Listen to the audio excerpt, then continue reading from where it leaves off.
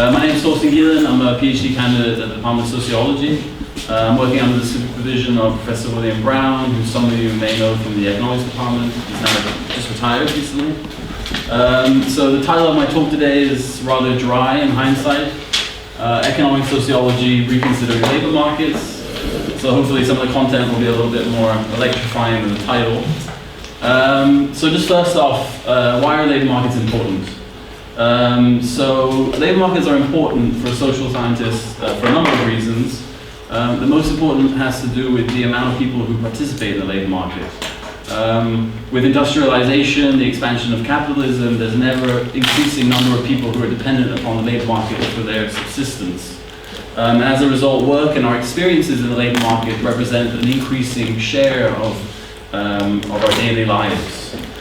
So questions about how the labor market functions, what actors are involved, and what drives change in the employment relationship raise a number of theoretical, empirical, and moral questions which affect a growing number of the world's population. So just to give you a sense of this scale, this is a table of the top 10 countries by labor force. It's a little bit dated, but the numbers haven't changed significantly. So the three largest countries in terms of labor force are China, India, and the United States, with 792 million in China, 478 million in India, and 151 million in the United States. Indonesia comes in at fourth, Brazil, and so on. Now, of course, the labor markets in each of these countries differs dramatically according to the political, social, and historical context. For example, in China and India, there's a far larger informal labor market than there is a formal. But I won't go into that here, just to give you a sense of the amount of people who are actually working in the labor market. So the structure of the lecture today is as follows. I'm going to start just by teasing out some of the differences between neoclassical economics and economic sociology. I'll talk a little bit about some of the key insights of Marx and Polanyi and put the foundation of the British labor market into a historical perspective. Then I'll turn to kind of the more micro perspective. I'll look at the employment relationship and the changing nature of work in Britain. And then finally, I'll provide a perspective on the Great Recession of 2008 using the labor market. Okay, so neoclassical economics versus economic sociology. So in the left-hand corner, we have Mr. Warhol, well-known neoclassical economist. And in the blue corner, we have Jean-Michel Basquiat, who's an economic sociologist par excellence. And I'm just going to go through some of the differences. Of course, everything that I say will have some kind of qualification, or there'll be someone who has a counterpoint, but this is just to give you a kind of a snapshot. So neoclassical economics, generally they focus on the individual, whereas in economic sociology they're more interested in groups, institutions, and society. And in terms of the concept of economic action, in neoclassical economics, the people are generally considered to be rational, to be maximizing their utility, and the exchange takes place among equals. There's very little consideration of power within neoclassical economics. In contrast, in economic sociology, rationality is a variable. It's not something which is assumed. And there's different forms of rationality. There's both formal rationality and what's called substantive rationality. So this could be communal values, sacred values, and again, this depends on in which area of the world are we talking about. And another key aspect to the economic sociology perspective is that wage distribution is seen as a distributional conflict between groups. So they use different forms of power resources in order to vie for position in the labor market and in society more generally. And this helps explain the differences in wage distribution in local, regional, and national labor markets. Okay, so in terms of constraints on economic action, in neoclassical economics, we have tastes and scarcity of resources which are driving the decisions that people make. There's very little influence or consideration of different groups and institutions and their influence on economic action. Whereas in economic sociology, social structure always conditions action. It's a very important insight. And there's a lot of consideration given to influences of different people, groups, and institutions. So for example, if you're talking about the decision of someone in a very impoverished neighborhood to decide between a kind of a life of working with a professional career and a life of crime, the constraint on the economic action has to do with the influence of peer groups, it has to do with discrimination in the labor market, it has to do with class. So all these kind of things is what economic sociologists take into consideration when trying to explain the types of economic action that people engage in. In terms of the economy in relation to society, in neoclassical economics, they generally assume stable societal parameters. So there's not so much consideration of the legal, political, historical context. And again, this is just a crude overview. Whereas in economic sociology, they're very interested in the connections between the economy and society, and constantly looking for changes in the institutional and cultural parameters. So for example, in the UK, when child labour was banned in 1834, or kind of monumental shifts of this nature that are both cultural and legal, and eventually also institutional, right? So they're constantly looking for these different markers that signal shifts in the economy in relation to society. In terms of the models employed, in neoclassical economics, there's of course a heavy dominance on mathematics, on prediction, and they use the data generated by the economic processes themselves. Whereas in economic sociology, description is essential, and data is gathered from a variety of resources, so surveys, interviews, participant observation, so they try to get as much information on the specific area that they're investigating and triangulate it to give you kind of a rich narrative of what's going on. So finally this brings us to, okay, well, what are their views on labour markets and how do they differ? So in neoclassical economics, there's a number of assumptions. Not everyone is working under these assumptions, but there are a number of assumptions, some which are overt, some which are covert. The first is that free markets are competitive and efficient. The second is that intervention, whether it's state intervention, union intervention, or intervention of another kind, makes markets rigid and inefficient. And finally, that the labour market resembles a market for other goods. So the same for a good for a banana, if you're selling cakes, whatever it may be, it's no different. Whereas in economic sociology, the idea is that free market labour markets are impossible, and unregulated labour markets are not free nor fair. And that state regulation, welfare benefits, and unions help to protect labour from complete commodification. Commodification basically means turning humans into bananas that can be traded in the labour market. And finally, that labour is a fictitious commodity, and I'll talk a little bit more about this throughout the talk.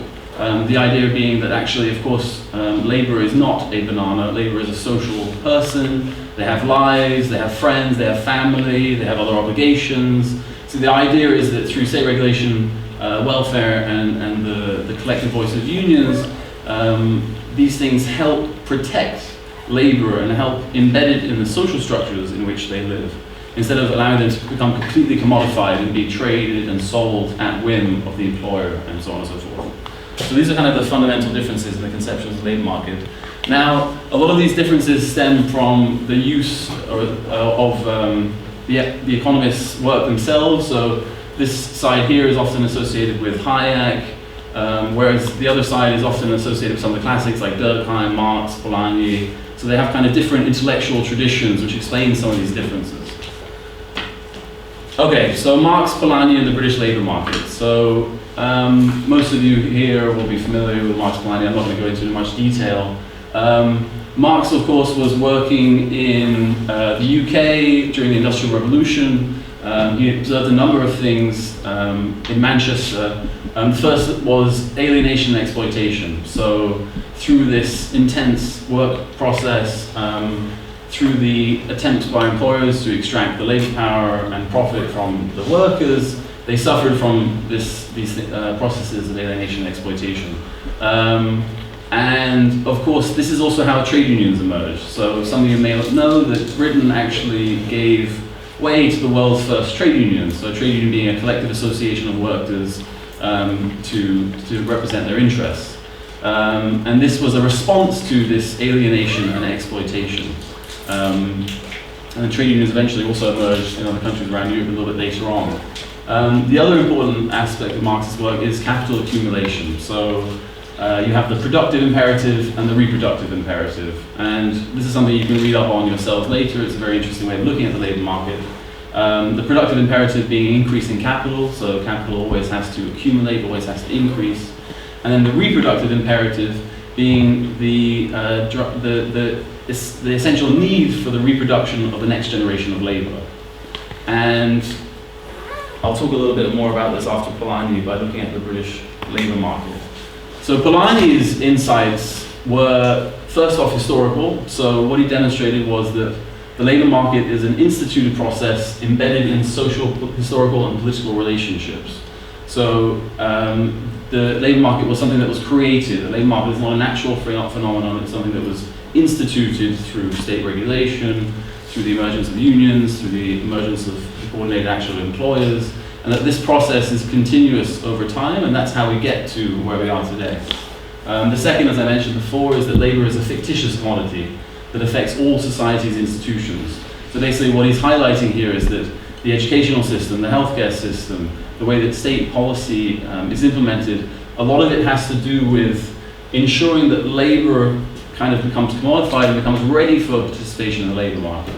And education is a good example where you have this kind of conflicting tendency. One which is trying to provide workers for the labor market and provide the skills that the employers need, and the other is actually to provide critical thinking individuals.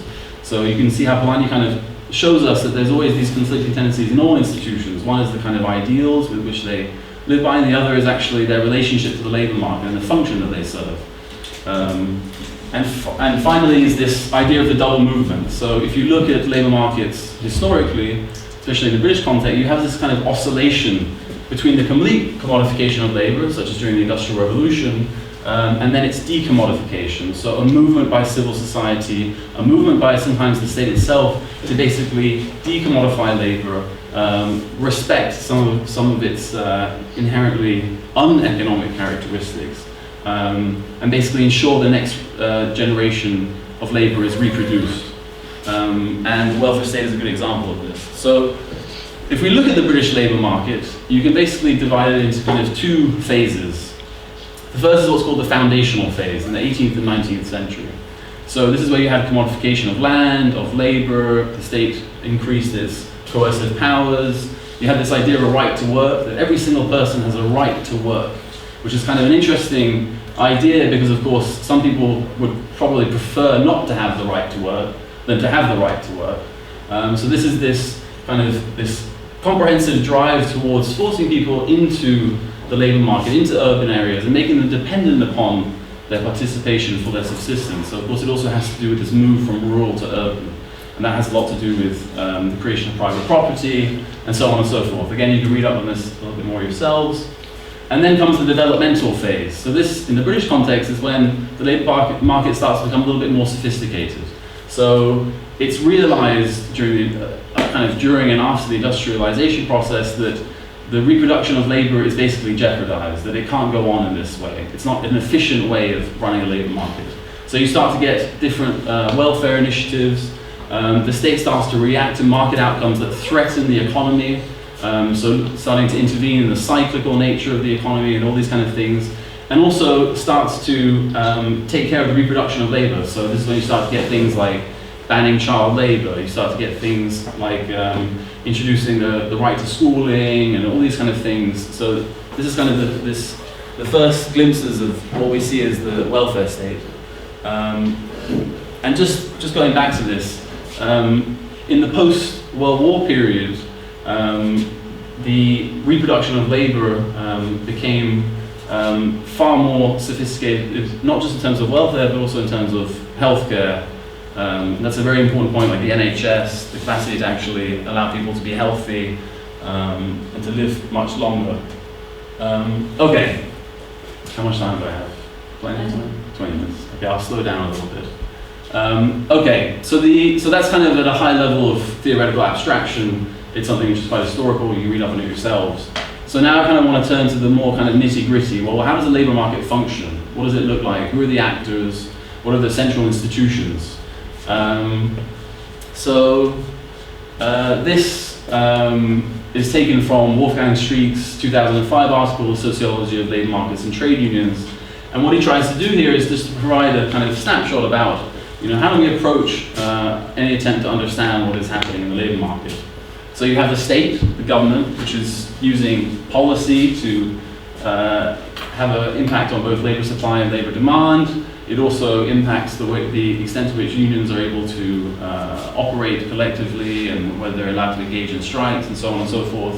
And then you have the labor market, the key institution of the labor market, which is the employment relationship.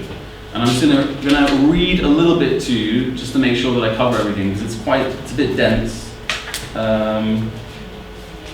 Yeah. Okay. So labor markets basically pull together labor supply and labor demand in contractual relations of employment. So the employment relationship is the central institution of the labor market, which in liberal societies, since the end of feudal servitude, is constituted by the contract.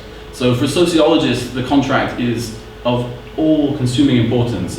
It allows us to basically analyze how the labor market and how the employment relationship is changing over time. So this is something that you'll see again and again in sociological analyses of the labor market. They're always looking at the contract. So it's one of the main entry gates of sociology to study the labor market. What types of contracts are people on? How is this affected by the sector in which they work, their class, race, gender?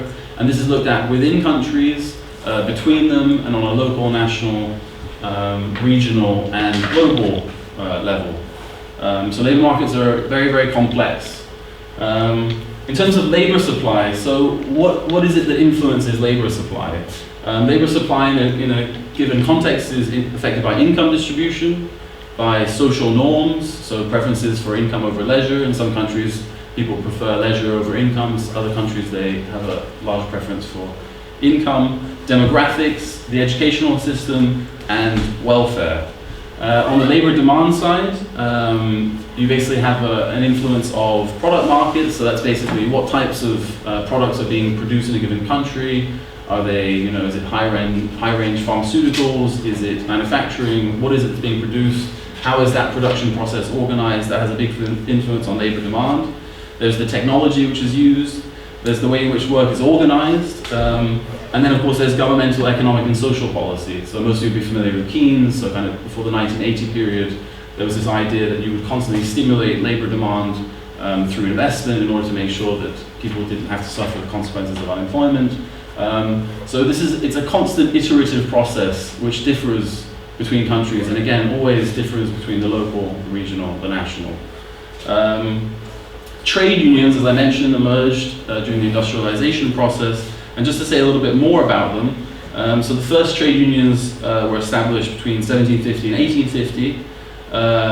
And basically what unions, succinctly put, what unions do is they enable the sellers of labor, so workers, to speak with one voice rather than many, in the same way as the employer speaks with one voice.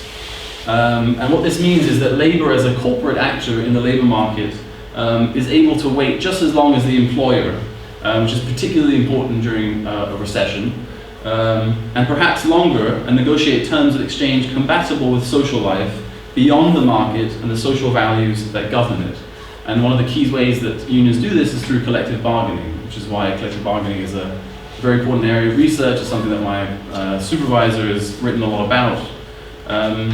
Now what unions do, as well as state policy, is that they limit the reach of market relations into the social life of workers. They contain the commodification of labor, and in doing so, they add to the imperfections of labor markets, making them less flexible by subjecting them to social regulation. Now, this idea of flexibility and rigidity is very, very important in research on labor markets, and there are a number of reasons for this.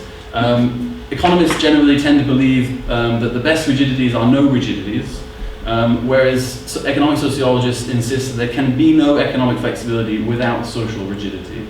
So within each national context, the kind of optimal level in which flexibility and rigidity lies heavily politically contested. So it's something which is constantly shifting.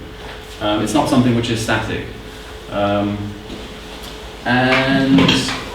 another important thing to remember, of course, is that trade unions are not all good. They're not all saviors.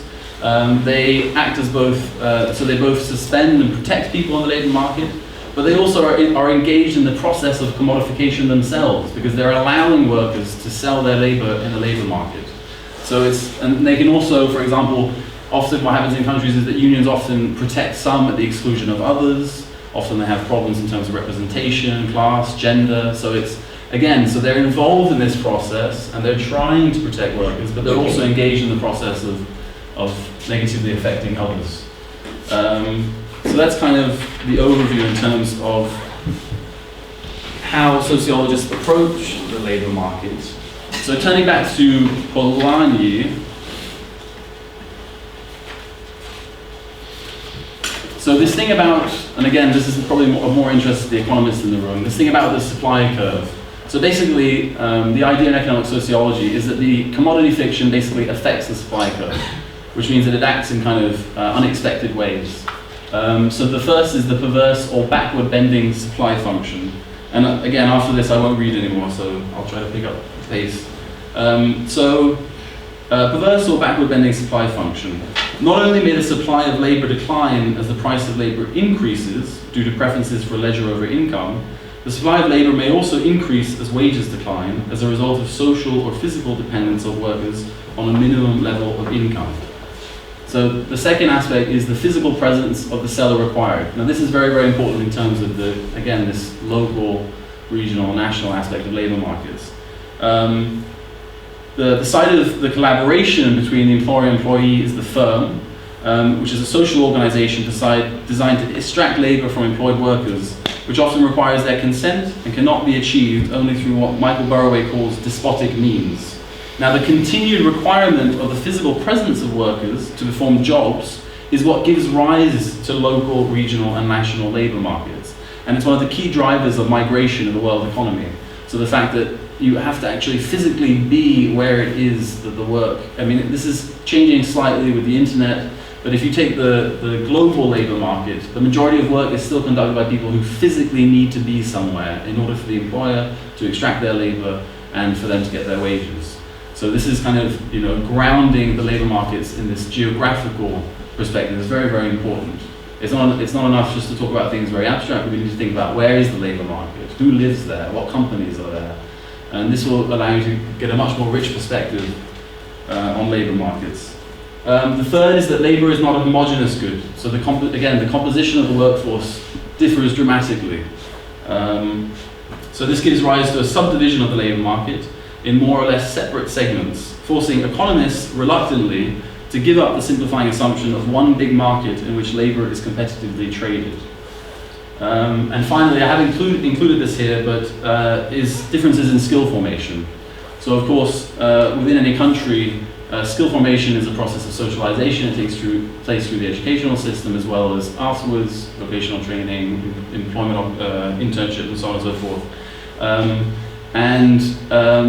The capacity of individuals to gain skills is dependent again upon class, on social identity, on social structures, on geographical location. And again, this affects the supply curve. So having said all that, basically one of the probably crucial things to keep in mind about the labor market is that there is a fundamental power balance between capital and labor, and that there's always a danger of ruinous competition. So while the many opportunities for opportunism offered by pure labor markets make them inefficient from an economist's point of view, they make them unfair from the worker's point of view.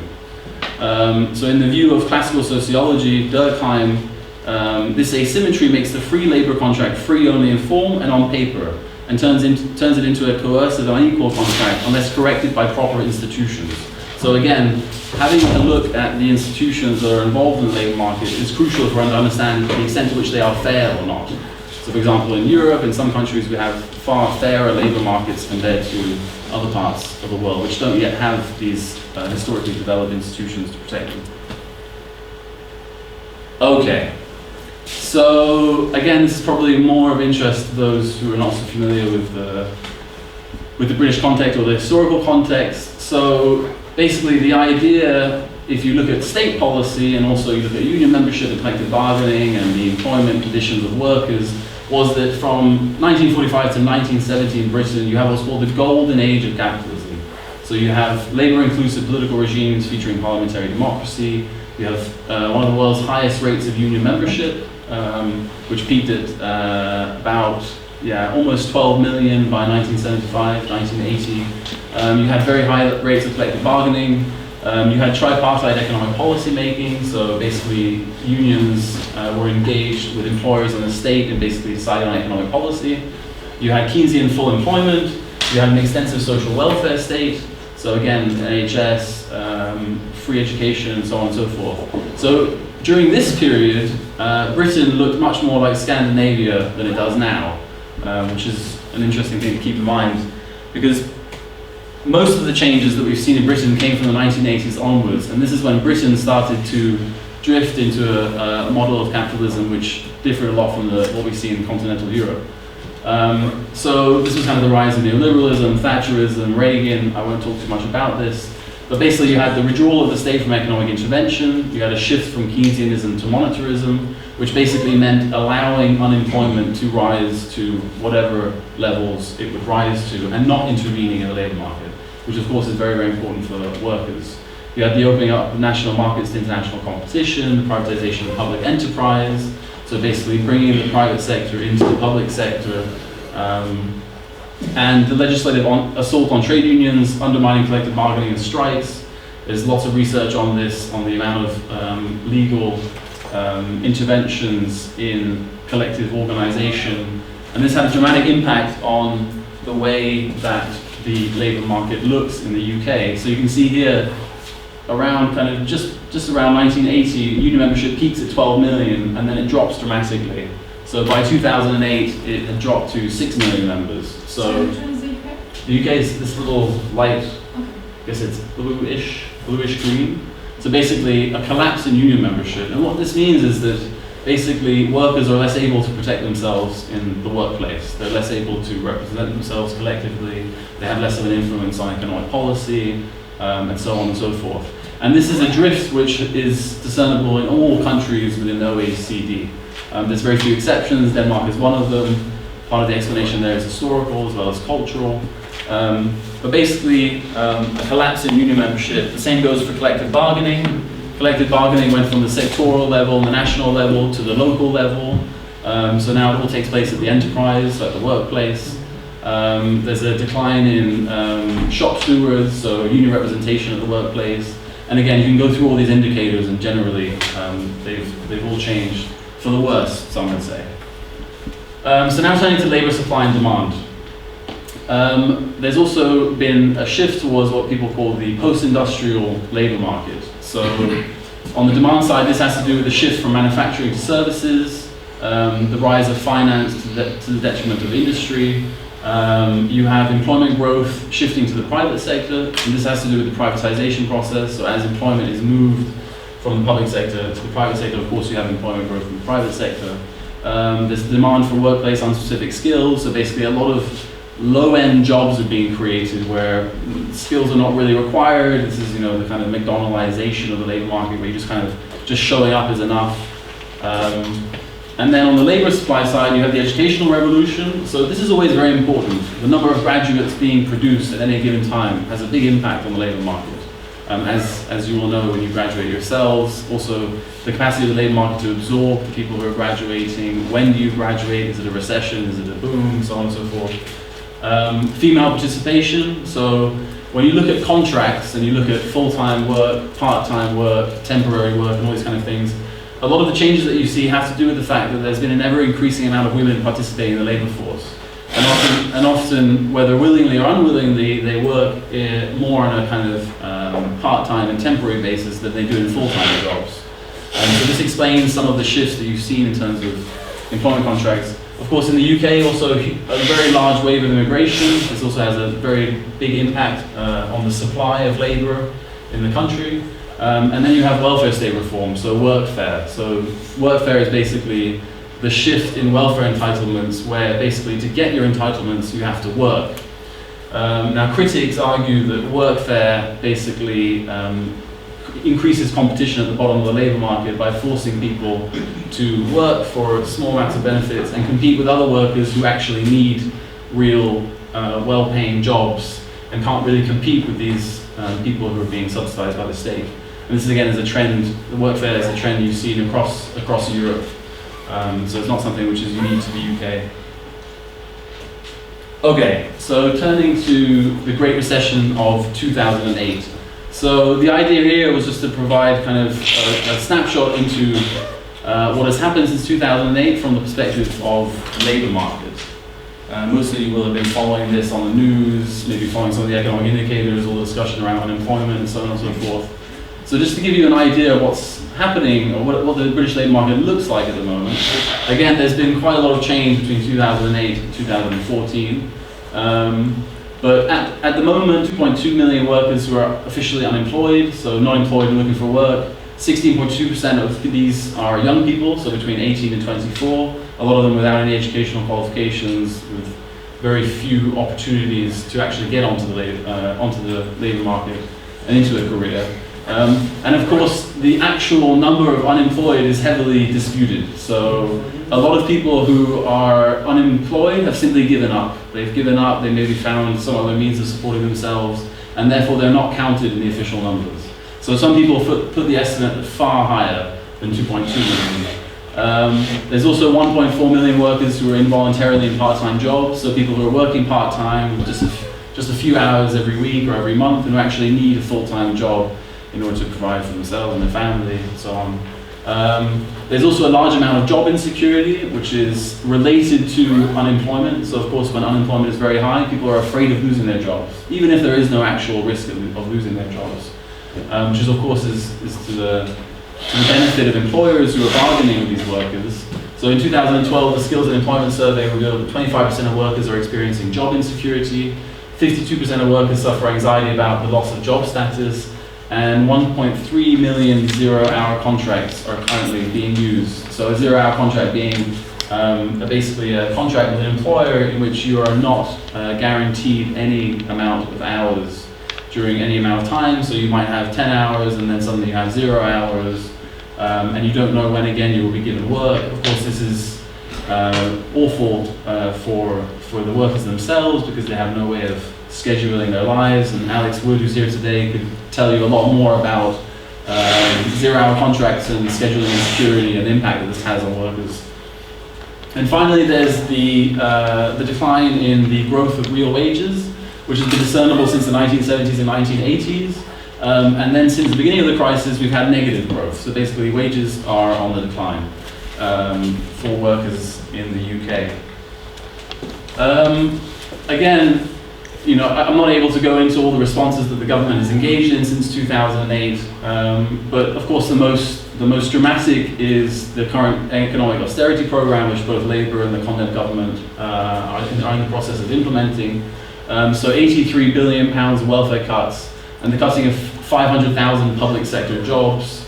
Again, there's a big discussion about when is this being phased in, and how, and so on and so forth, but this is the aim. And of course this has a huge impact on the labour market, which I'll show you in a second. And the other thing is the welfare reform bill. So a continuous reform of welfare. A lot of it is related to the labour market, to work, to what is required of you, more workfare. And one of the interesting things about the way that the government responded in the UK, but also generally across Europe, is that all the focus has been on the supply side. So the focus is on getting people skills, on trying to figure out whether there's a mismatch in information between the employers and the employees. But there's been no stimulus on the demand side of the labour market, so no creation of jobs, some investment in infrastructure, but generally speaking, nothing like what we would have seen during the last Great Recession in the 1930s, where you had the exact opposite response. And again, just an increasing drive towards flexibility. So flexibility is still kind of the mantra of the day.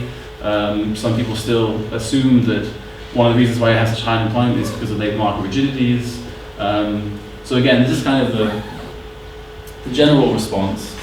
So now in terms of those 500,000 job cuts, just to give you a little glimpse into what a labour market looks like if we break it down geographically. So I'm not sure if you can see, but this is basically the UK. And what it shows is local variations in the dependence on public sector employment in the UK in 2010. So of course you can see that some areas have up to 30% of the population in a given area dependent upon employment in the public sector. Generally speaking, in the south, this number is between 0 and 10. So the impact of economic austerity, the impact of these public sector cuts, has an overwhelmingly negative impact on the northern part of the country. And again, this is just to show you that when you're talking about labour markets, it's very important to think about where are we talking about? What area? Is it north-south?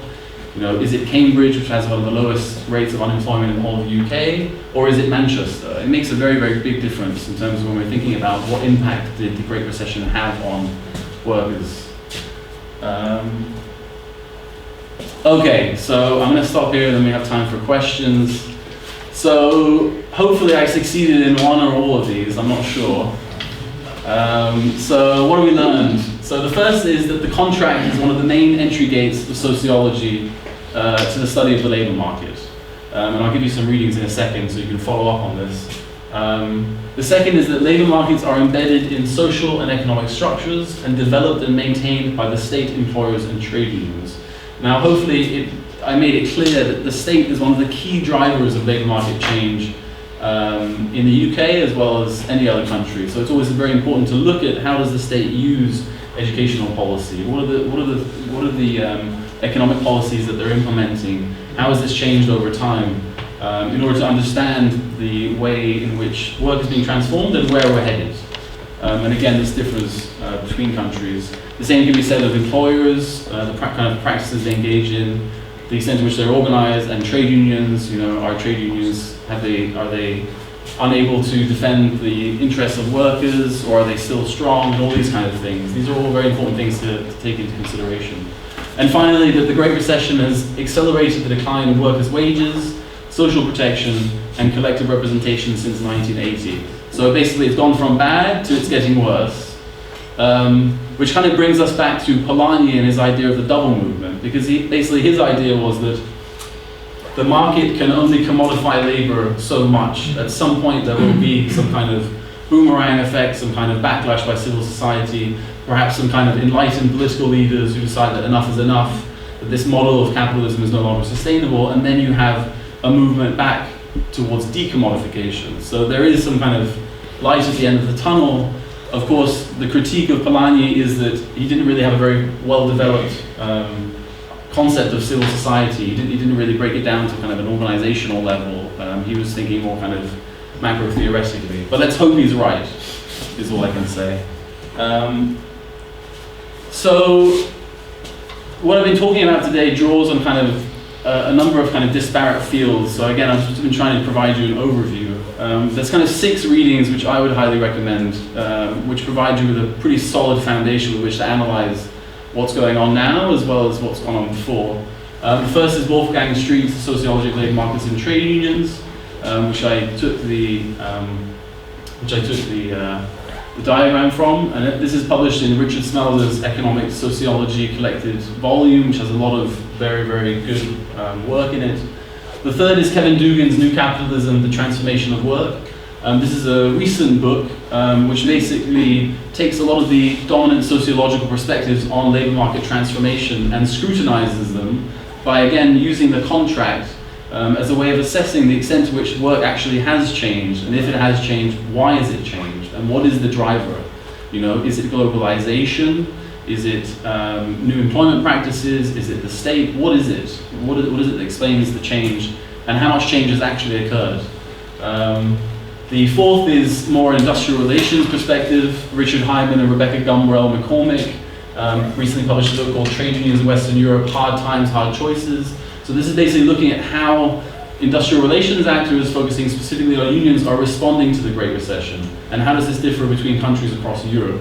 It's quite a wide-ranging comparative piece of work. It has some weaknesses, but it still gives you a good insight into what's going on. The fifth, some of you may have heard of him, Peter Nolan. He's also a Montague Burton Professor of Industrial Relations. He published an article called Money Markets and Meltdown, the 21st Century Crisis of Labor, in the Industrial Relations Journal. And basically his argument, well, one of his arguments is that what we're seeing now is, whereas in the 1980s in England, the argument was that unions were too strong and this is why we were in a crisis. He's arguing that nowadays the reason why we're in this crisis is because labor is so weak. And this helped explain how we ended up here, and this is something that we have to address going forward if we were to resolve some of the contradictions. And related to this is Tridico's article in 2012, Financial Crises and Global Imbalances its labour market origins, published in the Cambridge Journal of Economics. And again, here he puts forward the argument that the financial crisis and the decline in the conditions of labour are kind of two sides of the same coin. So again, like if you're interested, I would recommend one or all of these. And this would provide you with a very solid foundation going forward if you are interested in labour markets. So anyway, thank you very much for listening. That is it. Thank you.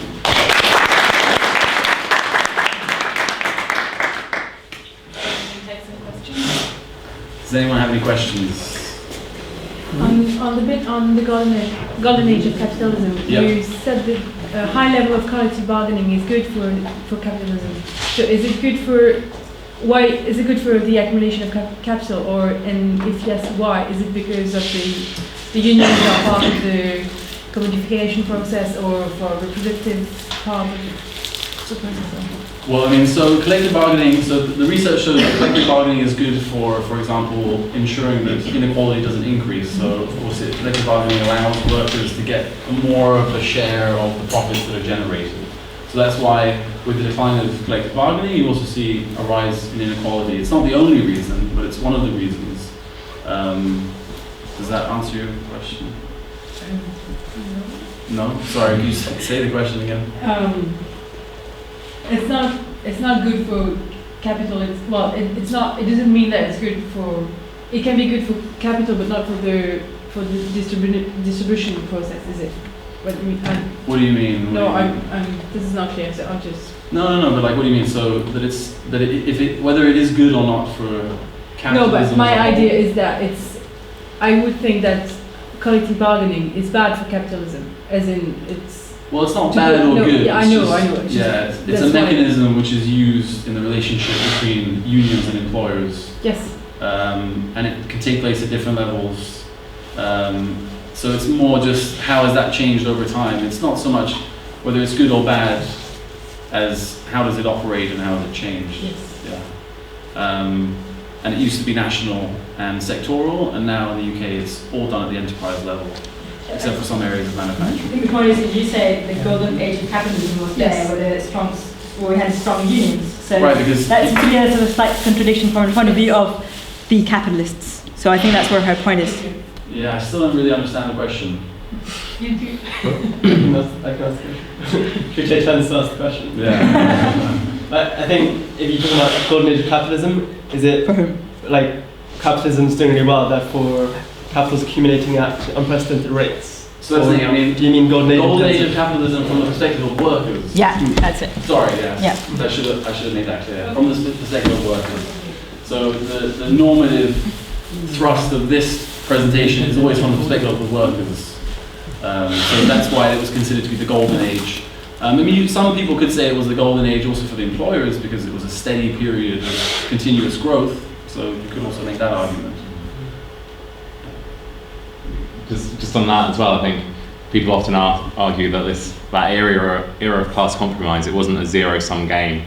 So employers were benefiting from having, if workers have higher wages, then you have more effective demand in the economy, so workers spend more of their income than rich people, so that boosts demand, which creates more opportunities for profit. Well, obviously the higher your wages are, and it reduces the potential for profitability in some circumstances. So under specific historical circumstances, it can be a gain for labour and for capital. And workers, if they're secure, they'll be more productive. If they're being paid better, they're likely to be more productive. So there's lots of non-zero sum gains.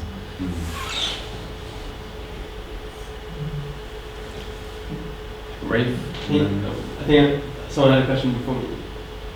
So. Just a couple of comments really. First one was thanks for your presentation, and it gave a kind of more humane view of labour markets really, and antidote to tripos. I did tripos quite a few years ago now, and there's paper 4 in part 1, political and sociological aspects of economics, and William Brown lectured, he did 8 lectures in industrial relations, and it was really like a little bit of a history of industrial relations and collective bargaining really, but for the view that was kind of like the impression that was kind of given was that this is the nonsense that gets in the way of markets working. That's not what he said. Yeah. That was a course of the content of the course. Mm. And something like this just gives a completely different view. And you've done that within 45 minutes. So that's great. And to me, it shows that someone somewhere doesn't want this to be included in the course for certain reasons. And you talk about about power relation, and I think that's happening even within the course content of undergraduates. That's not me really. And another thing was that about what you said about the labour market, like it's not a normal market, it's not, and labour shouldn't be commodified basically. And it's really important because to most people basically it's their life. And that raises the philosophical question: are people's lives important? And I think there's another talk before, about a week ago, about that. What rights do people actually have? And that's not a sub-issue or something label contemplating issue. Is really, really important, I think. And you talk about the descriptive element of economic sociology, both mathematisation of neoclassical economics. In descriptions, in conversations, it's very difficult to avoid humanity. Whereas in maths, you can easily skip over it. And during Tripos, that's what I felt was you're not even given the apparatus to think about the other side. So thanks for doing it.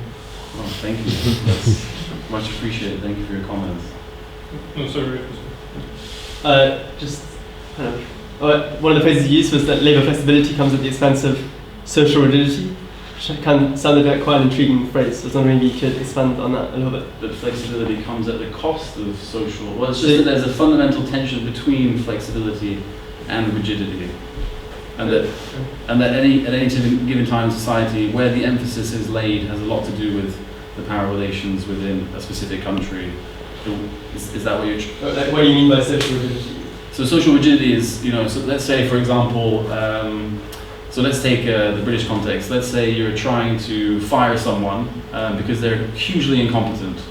The capacity for you to fire someone is dependent upon legislation, it's dependent upon the extent to which they're represented collectively, and so on and so forth. So the rigidity comes in when legislation and unions, and sometimes also the state, kind of intervene in that process and don't allow the employer to simply be able to fire you at will.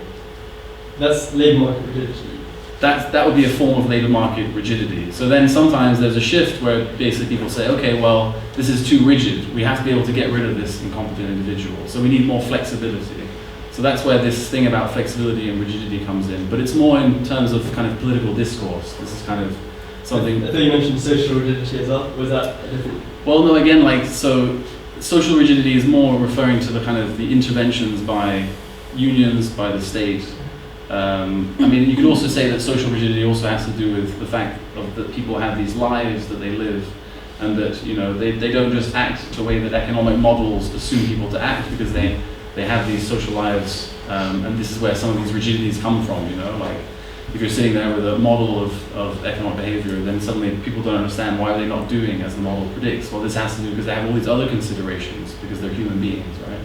So that's also like a kind of a form of social rigidity. And the ideology is that, well, all people should just react according to utility and maximize and respond to the incentives that are given and so on and so forth.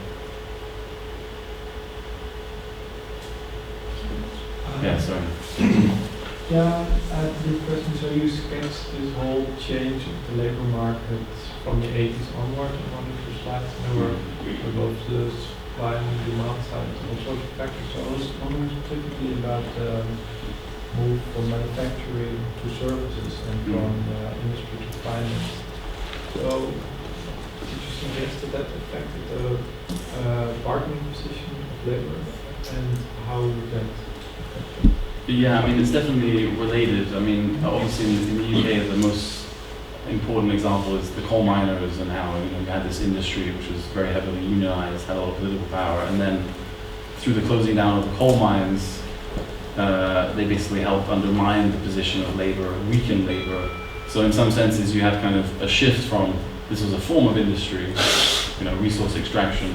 So you had a shift from this specific area of industry to then services, specifically financial services, and they kind of happen at the same time. So it's definitely part of the process of the shift, is the undermining of labor's So I can see how the shift by itself creates a new labor force and they have to reunionize. Exactly. But that hasn't happened. I mean, again, there's a lot of literature on the difficulties that unions face in terms of organizing these new workplaces. The thing about, for example, industry or manufacturing was that it was quite easy to organize because it was all centralized in one workplace. It was mostly male, it was easy to create solidarity and so on and so forth. So then as you have this shift towards services, you know, where people are moving between jobs, they're constantly changing positions, they're changing contracts and so on and so forth, it's become really difficult for unions to keep up and reunionize these areas. So which is why, like, this is also part of the reason why you have this massive drop in union membership, because the unions just weren't able to keep up with the transformations in the labor market. But now they're slowly beginning to develop new strategies, new techniques, and membership stabilized kind of in the late 1990s, early 2000s, but then it dropped again during the recession.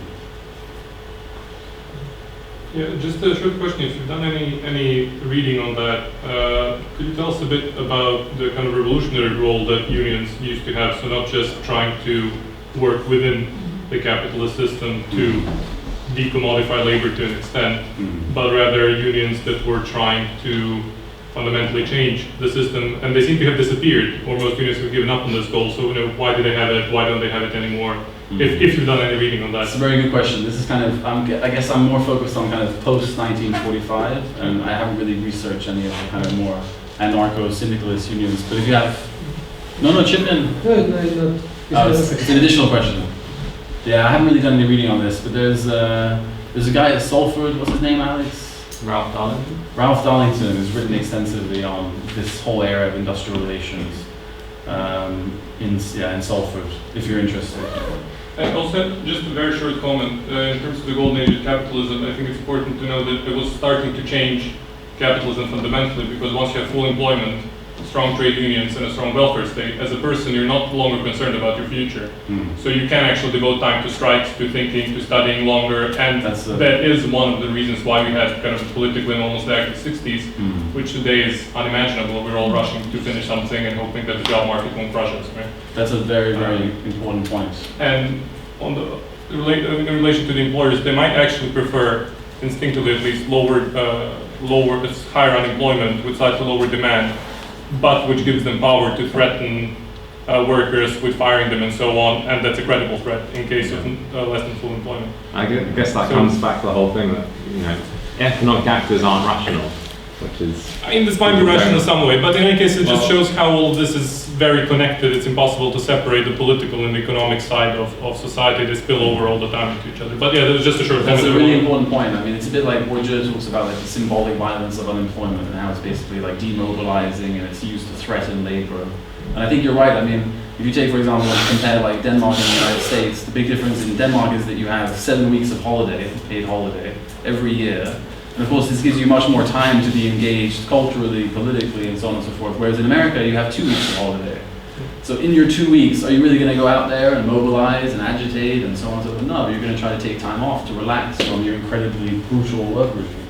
So I think you're right. I mean, that's why the capacity of unions to create a holiday was really quite radical, you know? And it's something that developed. So Sorry, he's first. this is very nice. Sorry, I'm not doing very well with the question. No. I mean, it's not a question, but just a comment of irony that appeared. Like the cut between this capitalism, great moment in the 1980s about.